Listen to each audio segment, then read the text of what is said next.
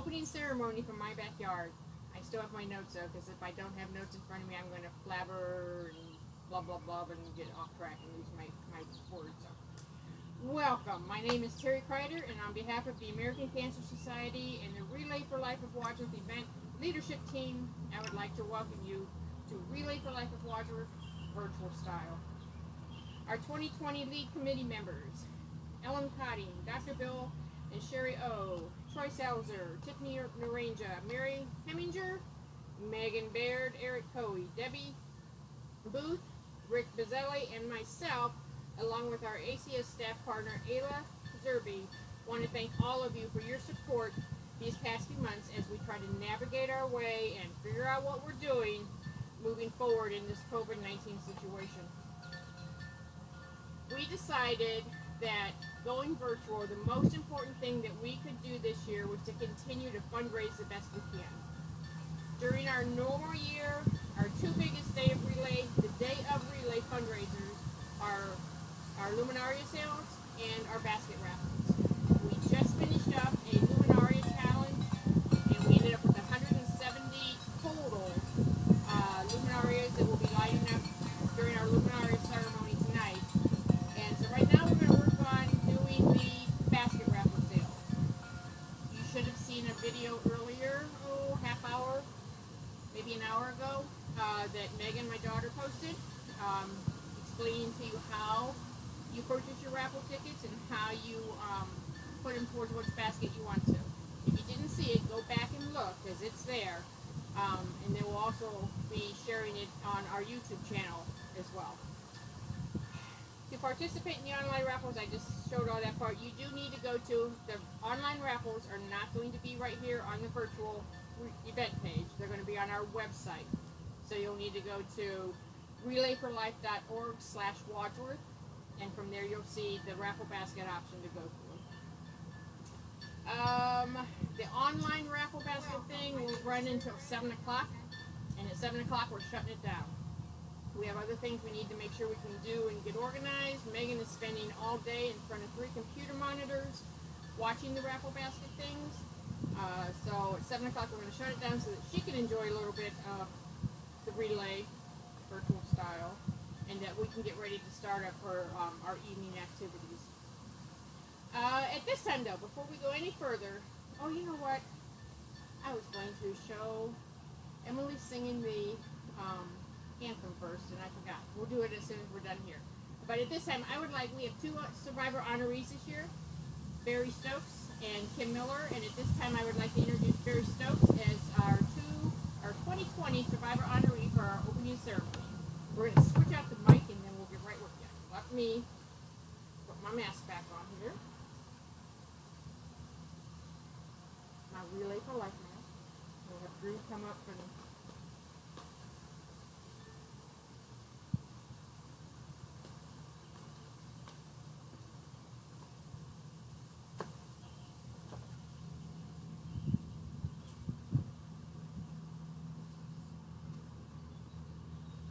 as Terry said, my name is Barry Stokes. I'm a 3-time cancer survivor. It all started back in November of 2011 when my doctor did his usual PSA check. And although my numbers weren't that high, he decided to send me to a urologist. And when the urologist checked me out, he said, well, I don't think I'll find anything, but let's go ahead and do a biopsy. And they took out 10 cores, and 7 of them showed cancer, and 3 of them were 100%. So my initial reaction was, well, let's just take the prostate out. But he said, no, we need to check all the different things that are possibilities. And after speaking to somebody about radiation, and then speaking to somebody about freezing, and then speaking to a surgeon, I opted to have my prostate removed. And that was done in February of 2012. 3 months later, when they checked my PSA, my level was below 0.03, so they said I was cancer-free.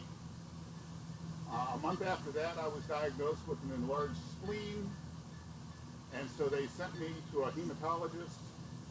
And his first round of testing, he took out 37 test tubes of blood and tested everything he could think of. And took about a month for them to call me back and tell me that I had non-Hodgkin's lymphoma, but they didn't think it was anything that was fast growing or anything. And so he said, I'll just monitor you for a while. And a month later, I had lymph nodes that were enlarged across the back of my neck and down my arms. And so they did a biopsy of my lymph nodes, although the surgeon was on vacation for a couple weeks. And because of that, I said, well, if you can wait 2 weeks, can you wait 3? Because I have a golf outing that I'm already going to down in Tennessee. And so 3 weeks later, we had the surgery, and he told me it'd be 5 to 7 days to get results. And 3.5 weeks later, I still hadn't heard anything. And so I emailed my doctor and said, how am I supposed to think it's anything other than something horribly bad? And he said, well, why don't you come in tomorrow?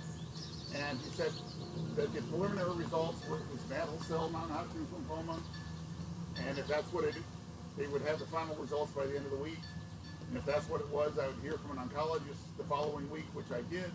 And the week after that, I started 18 weeks of chemo. Even number treatments were 8 hours in the hospital.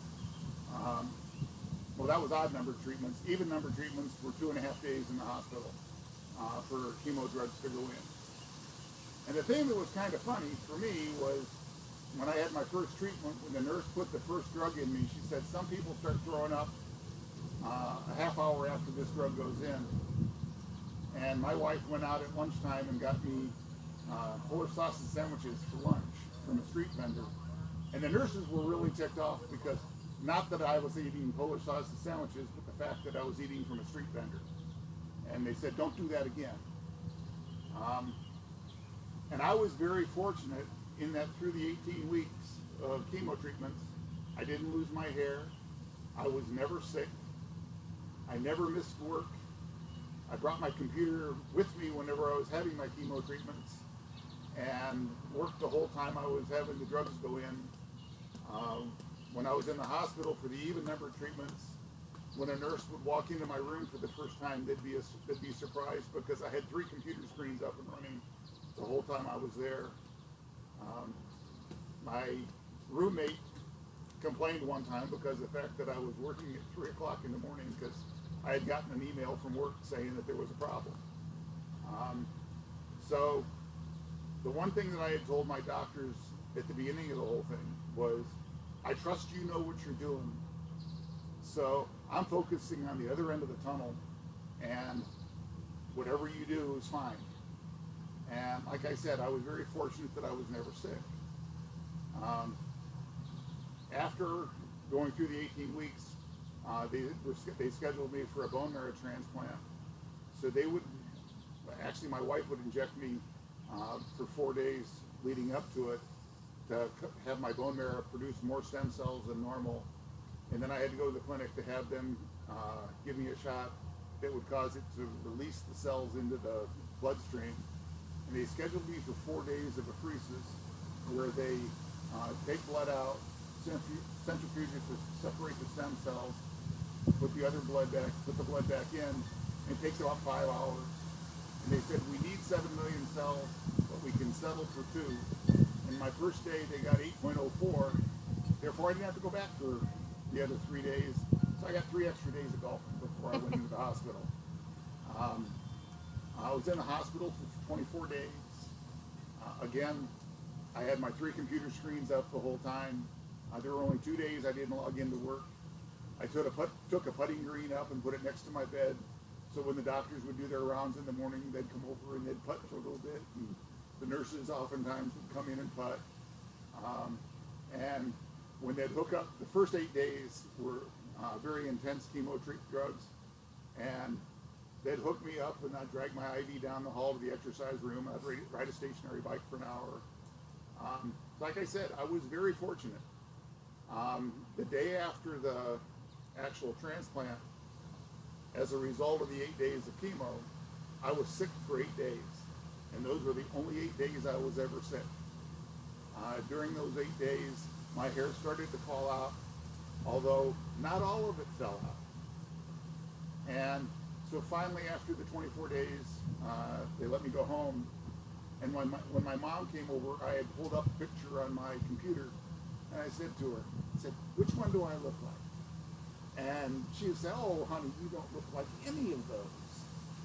And I said, oh, come on. And she picked one, and I said, yep, that's the one I picked too. And it was a picture of a bunch of baby orangutans.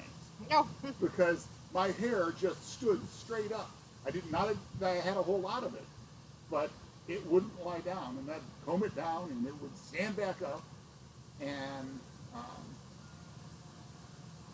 then it was like 3 weeks before I went back to work. And I went to work for 3 days, and then off for a weekend. And then 4 days, and off for a weekend. And then I was just back to work as normal. And the days I wasn't at work, I was still working from home. And during the whole process, the sociologists at the clinic kept wanting to know if I wanted to speak to them about being depressed about things. And I said, why should I be depressed? I trust you know what you're doing. I have faith in God that he's going to get me through all this. I don't feel depressed at all. I feel very fortunate that I live near the Cleveland Clinic so I could be treated there. And I talked to somebody last year at the Relay for Life from the Cancer Society, and I told them the one thing that they never said to me was, do you feel guilty? Because not that I dwelled on feeling guilty, but I did feel guilty. The best man from my wedding died when he was 53 of multiple myeloma, which I realize is a different cancer, but it's just another blood cancer, the same as I had. And I felt guilty that I survived and he did not. He lasted 3 years. I've lasted almost 8 so far. And then the topper for all this was like I said, the prostate cancer was 2012. The bone marrow transplant was 2013. Well, in 2015, my PSA started going up again. And so they said, well, we'll just watch it for a while. And all of a sudden in 2018, it more than doubled what it had been. And so in 2018, I had 39 radiation treatments of my prostate bed, which you would think if I had my prostate removed, I shouldn't have prostate cancer anymore, but they said apparently I did. And so my PSA has gone down ever since, and I keep getting checked every 6 months. And so I feel very fortunate, but it's just things that you need to think about. And I think my attitude, which amazed the doctors and the nurses, got me through it. My faith in God got me through it. And here I am 8 years later, no worse for wear.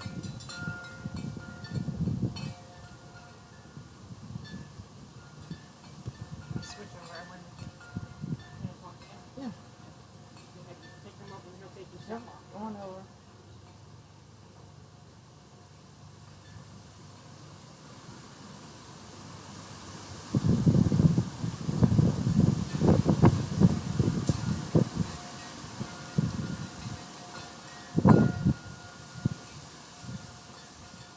Okay, you guys hear me? Yes. All of a sudden it got very, very windy at the same time. Thank you for sharing your story and your journey. You're welcome. I met Barry, did I meet you? Last year. Did you reach out the year before though? Or was it last year you reached I out? reached out to you. I have been in contact with Relays for Life. Go ahead next to her. We can't, we're social yeah. distancing. Hang on. I contacted Barberton Relay for Life. I had met somebody at work when I worked at SumaCare, and for some reason we just never really connected. And then I got in touch with you because of Kim. Mm-hmm. Because Kim Miller, who's the other speaker, is a very close friend of ours.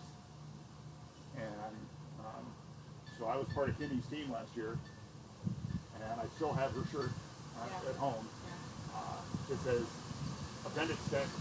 Say it. Messed, Say it. no, she said appendix cancer messed with the wrong kid. Yeah, yeah. And so we were all part of her team last year, and did a lot of walking around the lake. And I'm very happy to be here this year to support her too. I am thrilled to have Barry with us. I don't know why I was thinking we had somehow connected the year before, but I guess last year was the first year we connected. And I just gotta say that his outlook and his, I don't even know what the word I want. He's so positive and uplifting and inspiring. And I knew I made the right choice when I asked you to be one of our survivor honorees because you just think that they're your soul. Well, the one thing that I've told my sister, I said, I realize this is stupid. I said, but there was a Monk episode years ago in which one of the characters said that, they said, how can you be so happy all the time? And he said that he saw a bumper sticker on a car that said, happiness is a choice. And they said, well, wasn't that car upside down and on fire? And didn't the two people in the car die? He said, yes, but still, that's his philosophy, and that's my philosophy on life. I said, I've been so blessed with so many things.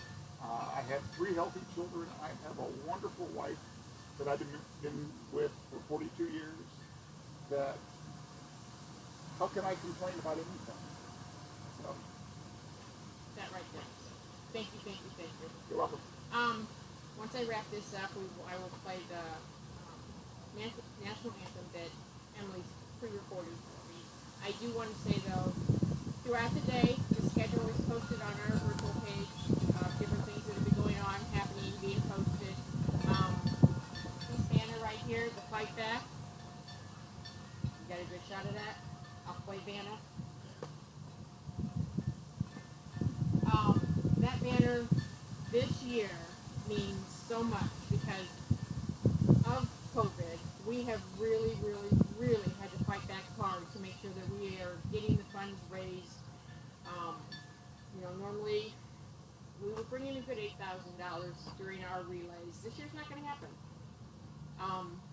But we need to still continue. We need to make sure that patients have rides to their treatments.